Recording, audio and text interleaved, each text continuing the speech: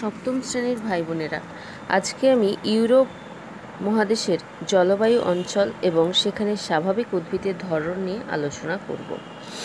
দেখো, ইউরোপ মহাদেশের ভূপ্রকৃতি তোমরা যখন পড়েছো দেখেছো বেশিরভাগ অংশটাই সমতল ভূমির অন্তর্গত এবং কিয়দংশ পাহাড়ি অঞ্চল মালভূমি অঞ্চলের অন্তর্গত।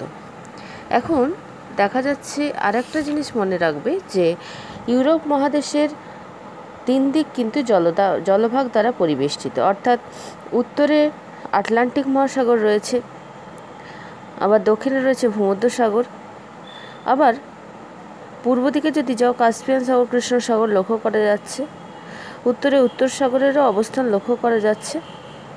তাহলে তিন দিক হচ্ছে জলভাগ দ্বারা পরিবেষ্টিত দেখা যাচ্ছে, আর একদিকে রয়েছে এশিয়া মহাদেশ। তাহলে এখানে কিন্তু সামুদ্রিক জলবায়ুর প্রভাবটা কিন্তু বিশেষভাবে গুরুত্বপূর্ণ এবং যথেষ্ট প্রভাব লক্ষ্য করা যায়। তো সমগ্র অঞ্চলটা কিন্তু বেশিরভাগ ক্ষেত্রে নাতিশীতোষ্ণ প্রকৃতির হয়। এই অঞ্চলে অঞ্চল ভেদে, অর্থাৎ পার্বত্য মালভূমি সমভূমি অঞ্চল ভেদে বিভিন্ন প্রকার বৈচিত্র্য কিন্তু এখানে চোখে পড়ে। প্রায় সারা বছরই এই মহাদেশের কোনো না কোনো অংশে বৃষ্টিপাত হয়, কারণ যেহেতু সমুদ্রের অনেক প্রভাব রয়েছে তাই কোনো না কোনো অংশে এখানে বৃষ্টিপাত হবেই। আবার এই যে এর অবস্থান অক্ষাংশগত কারণে এর উত্তর অংশের উষ্ণতা ক্রমশ কমতে থাকে, কারণ উত্তরে রয়েছে উত্তর সাগর, তারপরে রয়েছে সুমেরু মহাদেশ। সুতরাং উত্তর অংশের উষ্ণতা কিন্তু কমতে থাকে। গ্রীষ্মকালে যখন দক্ষিণ পূর্বাংশে উষ্ণতা থাকে প্রায় 27 ডিগ্রি সেন্টিগ্রেড, তখন উত্তর সীমানায় হয়ে যায় সেটা 14 ডিগ্রি সেন্টিগ্রেড। এবং এখানে কিন্তু শুষ্ক উত্তর পূর্ব আয়নবায়ু আর আর্দ্র পশ্চিমা বায়ু প্রবাহিত হয়। শীতকালে উষ্ণ উত্তর আটলান্টিক স্রোতের প্রভাবে পশ্চিমাংশে 10 ডিগ্রি টেম্পারেচার থাকলেও মধ্য পূর্বাংশে যথেষ্ট পরিমাণে তাপমাত্রা কমে যায়। উত্তর পূর্ব সীমান্তে হিমাঙ্কের নিচে নেমে যায় টেম্পারেচার। তাহলে আমরা এইটা থেকেই বুঝতে পারছি যে ইউরোপ মহাদেশের কিন্তু বিভিন্ন জায়গায় কিন্তু টেম্পারেচারের ভ্যারিয়েশন বিভিন্ন রকমের হয়ে থাকে। তো এই উষ্ণতা বৃষ্টিপাতের তারতম্যের ভিত্তিতে সমগ্র ইউরোপ মহাদেশকে মোটামুটি 5টা ভাগে ভাগ করা হয়েছে জলবায়ুকে, এবং সেখানে সেই জলবায়ুর উপর নির্ভর করে গড়ে ওঠা স্বাভাবিক উদ্ভিদের ধরনকে। সেই 5টা অঞ্চল কী কী? তুন্দ্রা জলবায়ু, উপমেরু জলবায়ু, পশ্চিম ইউরোপীয় জলবায়ু, মহাদেশীয় জলবায়ু, পার্বত্য জলবায়ু এবং ভূমধ্যসাগরীয় জলবায়ু। আমরা সমগ্র ইউরোপের মানচিত্রে এদের অবস্থান লক্ষ্য করছি। দেখো, তুন্দ্রা জলবায়ু অবস্থান করছে একেবারে উত্তর অংশে, যেখানে রয়েছে নরওয়ে, সুইডেন। এই অংশটায় অবস্থান করছে তুন্দ্রা জলবায়ু, নরওয়ে, সুইডেন, এই জায়গাটা তোমরা কালারটা দেখেই বুঝতে পারছো। নেক্সট হচ্ছে এখানের বিস্তীর্ণ এলাকা সারা বছরই তীব্র শীতলতা থাকে। তুষারপাতের কারণে 9 থেকে 10 মাস পর্যন্ত বরফাবৃত থাকে অঞ্চলটা। গ্রীষ্মকালে 2 থেকে 3 মাস হচ্ছে বরফমুক্ত হয়, যখন সেখানে মস, লিচেন এই জাতীয় গাছগুলো এখানে জন্মায়। নেক্সট হচ্ছে উপমেরু জলবায়ু, যেটা হালকা গোলাপি রঙের তোমরা দেখতে পাচ্ছ, উপমেরু জলবায়ু। সুইডেন, ফিনল্যান্ড, নরওয়ে, রাশিয়ার কিছু অংশে এই জলবায়ু লক্ষ্য করা যায়। এখানেও কিন্তু ভূমিভাগ 6 থেকে 8 মাস বরফে ঢাকা থাকে। অল্প বৃষ্টিপাত, শীতকালে তুষারপাত দেখা যায়। এখানে পরিবেশে pine, lurch, fur, birch, older এ ধরনের নরম কাঠের সরলবর্গীয় বনভূমি গড়ে উঠেছে। এই বনভূমিগুলো পূর্ব দিকে প্রসারিত হয়ে পৃথিবীর বৃহত্তম তৈগা বনভূমির সঙ্গে গিয়ে মিশে গেছে। কারণ এরপরেই তো তোমার ইউরোপের যদি পূর্ব দিক বরাবর যাও, ওখানেই তো রাশিয়া, আর ওখানে হচ্ছে বৃহৎ তৈগা বনভূমির অবস্থান তোমরা পড়বে পরবর্তীকালে। তো এখানে যে নরম কাঠের বনভূমির সৃষ্টি হয়েছে সেটা ওখানে তৈগা বনভূমির সঙ্গে গিয়ে মিশে গিয়েছে। এখানে গ্রীষ্মকালে 4 থেকে 5 মাস তাপমাত্রা থাকে প্রায় 10 ডিগ্রি সেন্টিগ্রেড, এবং শীতকালে 7 থেকে 8 মাস হচ্ছে তাপমাত্রা 25 ডিগ্রি থেকে 35 ডিগ্রির মধ্যে মাইনাস সে নেমে যায়। তাহলে সুতরাং তোমরা বুঝতে পারছো যে অনেকটাই কিন্তু তুন্দ্রা অঞ্চলের বৈশিষ্ট্য উপমেরু অঞ্চলে লক্ষ্য করা যায়, কিন্তু একটু টেম্পারেচার থাকার কারণে এখানে বিভিন্ন প্রকার বৃক্ষগুলো লক্ষ্য করা যাচ্ছে। নেক্সট আমি চলে আসব পশ্চিম ইউরোপীয় জলবায়ু, যেটাকে আমরা নাতিশীতোষ্ণ পর্ণমোচী অরণ্য বলে থাকি। পর্ণমোচী মানে বছরের একটা সময় কিন্তু এদের পাতা ঝরে যায়। উত্তর পশ্চিম ইউরোপের ব্রিটিশ যুক্তরাজ্য, পশ্চিম ফ্রান্স, জার্মানি, পশ্চিমাংশ হল্যান্ড, ডেনমার্ক, বেলজিয়ামের কিছু অংশ নিয়ে কিন্তু এই অংশটি গড়ে উঠেছে। তোমরা এই যে দেখতে পাচ্ছ এই যে অংশটা গেরুয়া কালারের, এই গেরুয়া কালারের অংশটা কিন্তু পশ্চিমে পর্ণমোচী অরণ্যের অন্তর্গত। এবং এখানেও সরলবর্গীয় বনভূমি লক্ষ্য করা যায়। ওক, ম্যাপল, অলডার, উইলো এই গাছগুলো দেখা যায়। গ্রীষ্মকালে তাপমাত্রা প্রায় 15 থেকে 20 ডিগ্রি সেন্টিগ্রেড থাকে এবং শীতকাল শীতল হয়ে থাকে। সারা বছর বৃষ্টিপাতের পরিমাণ বেশি হয়। এরপরে আসছি ভূমধ্যসাগরীয় জলবায়ু। ভূমধ্যসাগরীয় জলবায়ুটা কোন অংশটা? এই যে অংশটা আমরা দেখতে পাচ্ছি খয়েরি রঙের, এটা হচ্ছে ভূমধ্যসাগরীয় জলবায়ুর অবস্থান।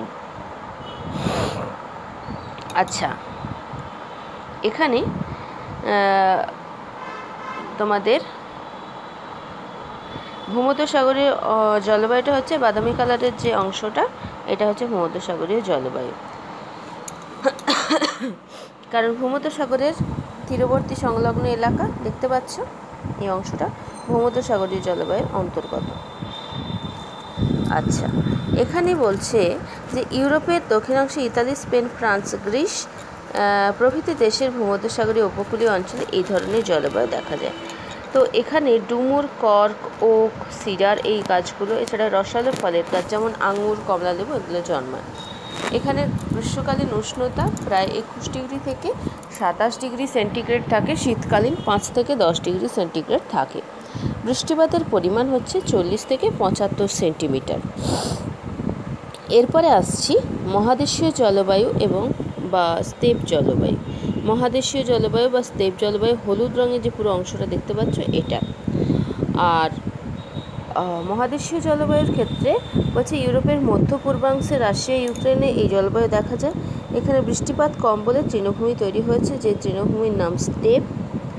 এবং নদীর ধারে বিভিন্ন যেখানে জল বেশি পাওয়া যায় সেখানে উইলো, এলাম এই জাতীয় গাছগুলোর চাষ হয়ে থাকে। বৃষ্টিপাত প্রায় 25 থেকে 50 সেন্টিমিটার, মানে খুবই কম, ওই জন্য এখানে তৃণভূমি গড়ে উঠেছে। আর গ্রীষ্মকালীন উষ্ণতা 20 থেকে 22 ডিগ্রি সেন্টিগ্রেড, শীতকালে তাপমাত্রা হিমাঙ্কের নিচে নেমে যায়। বর্তমান স্টেপ অঞ্চলের বেশিরভাগ স্থান পরিষ্কার করে কৃষিকাজ করা হচ্ছে। নেক্সট হচ্ছে পার্বত্য জলবায়ু। এটা তোমাদের টেক্সটে আলোচনা করা নেই, কারণ এইটা তোমাদের সিলেবাসের মধ্যে নেই, কিন্তু যেহেতু আছে আমি একটু বলে দিই। পার্বত্য জলবায়ুটা হচ্ছে কি খুবই শুষ্ক রুক্ষ প্রকৃতির, বছরের বেশিরভাগ সময়টাই এখানে ঠান্ডা থাকে এবং এই অংশটাতেও কিন্তু তোমাদের ভূমধ্যসাগরীয় জলবায়ুর প্রভাব লক্ষ্য করা যায়। যেহেতু এটা ভূমধ্যসাগরীয় ভূমধ্যসাগরের উপকূলবর্তী অঞ্চলে পার্বত্য অঞ্চলটি অবস্থিত, সেই জন্য ভূমধ্যসাগরীয় জলবায়ুর প্রভাব এখানে লক্ষ্য করা যায়। তাহলে এই গেল তোমাদের কিন্তু সমগ্র ইউরোপ মহাদেশের জলবায়ু সম্পর্কিত ধারণা। এবং আমি জলবায়ুগুলো আলোচনা করার সময় কিন্তু তোমাদের প্রত্যেকটা বনভূমি আলোচনা করে গেছি। যেমন তুন্দ্রা বনভূমি, তুন্দ্রা জলবায়ুতে পড়াতে গিয়ে তুন্দ্রা বনভূমির কথা বলেছি। উপমেরু জলবায়ু পড়াতে গিয়ে তোমাদের সরলবর্গীয় বনভূমির কথা বলা হয়েছে। পশ্চিম ইউরোপীয় জলবায়ু পড়াতে গিয়ে তোমাদের পশ্চিম ইউরোপীয় জলবায়ু বা নাতিশীতোষ্ণ পর্ণমোচী অরণ্য, এটা পড়াতে গিয়ে তোমাদের কিন্তু পর্ণমোচী বনভূমির কথা বলা হয়েছে।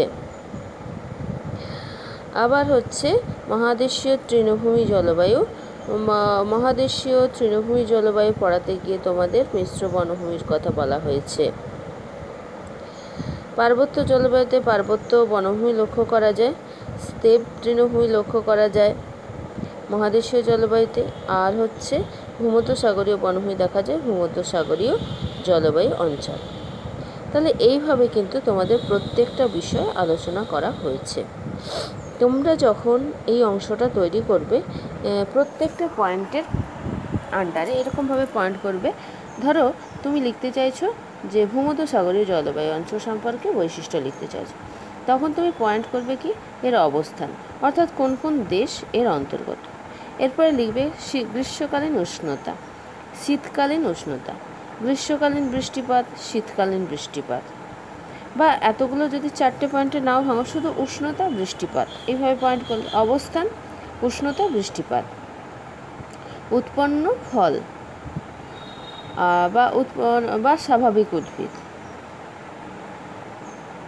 বৃষ্টিপাত, এরকম 3টে 4টে করে পয়েন্ট লিখবে।